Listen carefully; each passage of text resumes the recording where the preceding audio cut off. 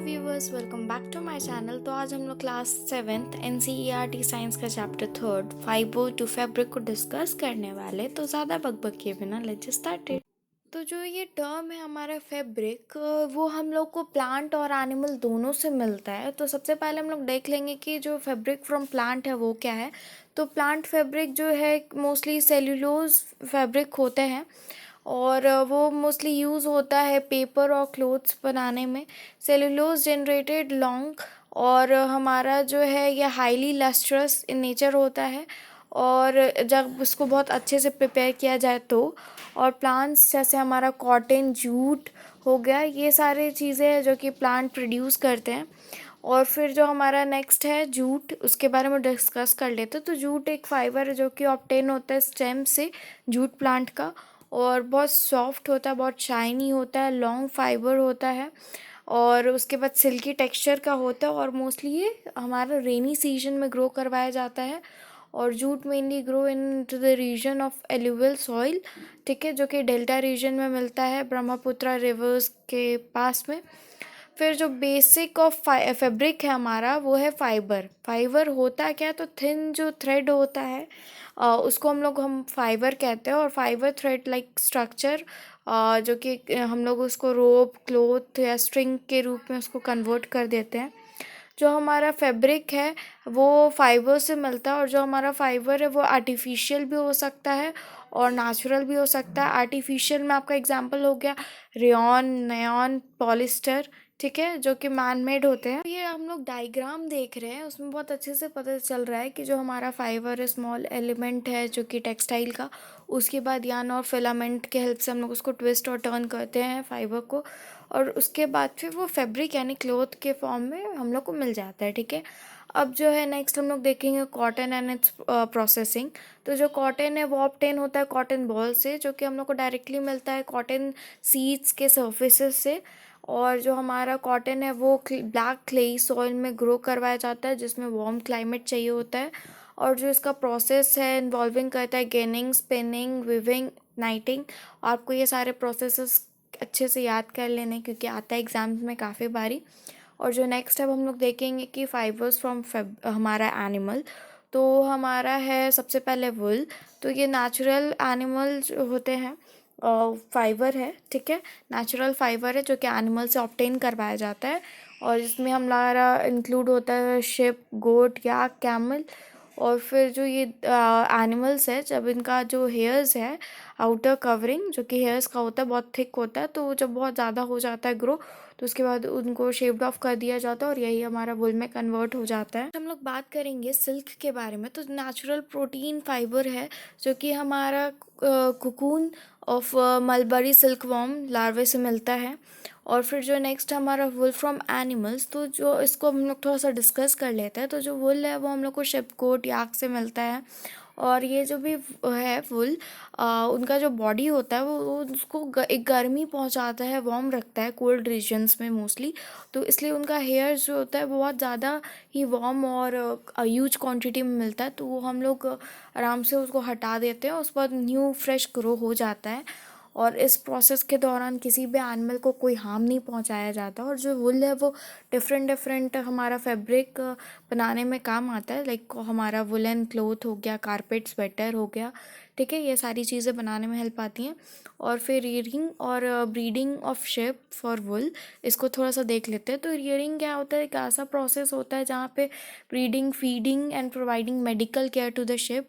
Ship का एक अच्छे से केयर किया जाता है क्योंकि ये जो एनिमल है वो सिर्फ एक ही नहीं, बहुत सारे ही यूज़फुल चीज़ें प्रोवाइड करते हैं ह्यूमन बींग्स को। तो इनका केयर अच्छे से किया जाता है, इनको रखा जाता है। तो ये होगा हमारा rearing.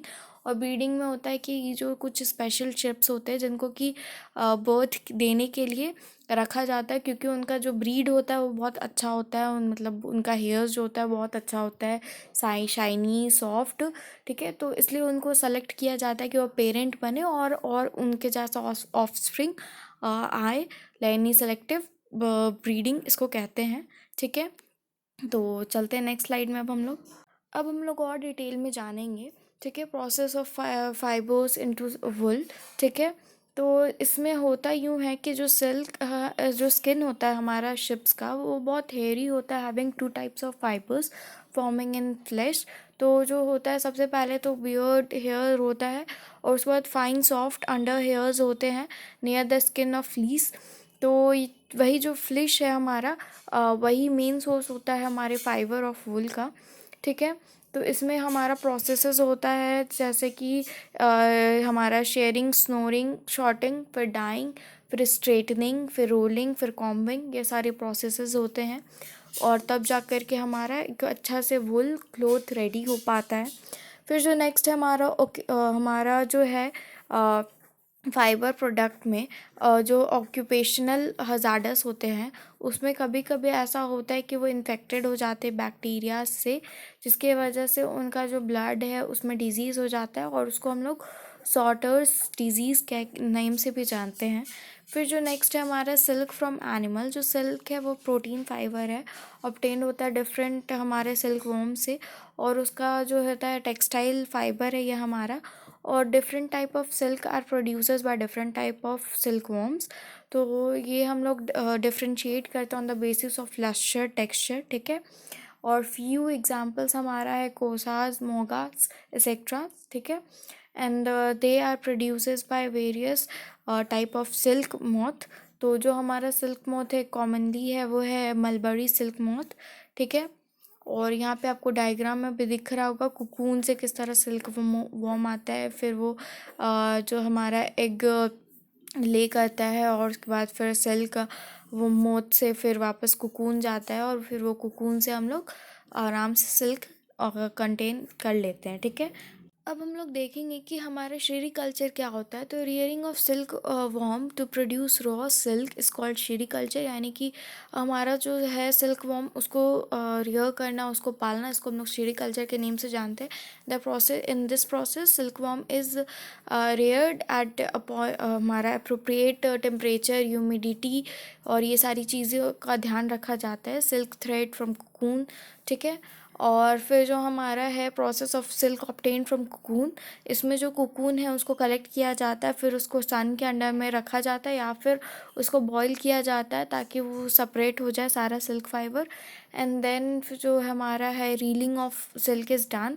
In this process unwind silk from cocoon, ठीक है। कोकून से हमारा सिल्क को अलग कर लिया जाता है, और उसके बाद फिर spinning of silk fibre into thread is done, ठीक है।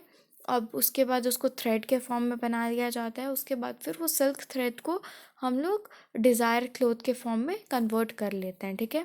जो नेक्स्ट है हमारा natural fibre versus synthetic fibre. तो जो हमारा नेचुरल फाइबर है, नेचुरली अकरिंग फाइबर्स जो होते हैं वो होते हैं हमारा प्लांट और एनिमल से, उसको हम लोग बोल देते हैं नेचुरल फाइबर्स। और सिंथेटिक फाइबर जो कि केमिकल से ह्यूमन बींग्स बनाते हैं उसको हम लोग सिंथेटिक फाइबर कहते हैं, या मैन मेड फाइबर कहते हैं, ठीक है। नेचुरल फाइबर्स में हमारा जो है एनिमल फाइबर्स, जो कि हमारा एनिमल से मिल रहा है, जैसे कि वुलन हो गया, और फिर जो हमारा सिल्क हो गया, ये सारी चीज़ें।